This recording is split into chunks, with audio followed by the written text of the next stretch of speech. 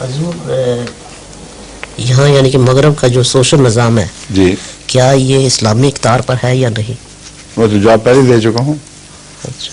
کئی ہیں ایسی باتیں جو اسلامی اقدار پر ہیں، کئی ہیں جو نہیں ہیں.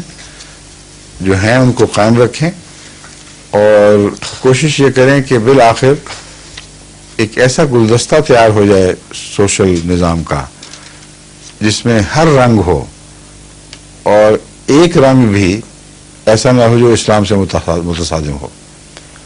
وہ رفتہ رفتہ مقامی کلچرز تک سے نکلے اور اجتماعی کلچر کا حصہ بننا شروع ہو جائے.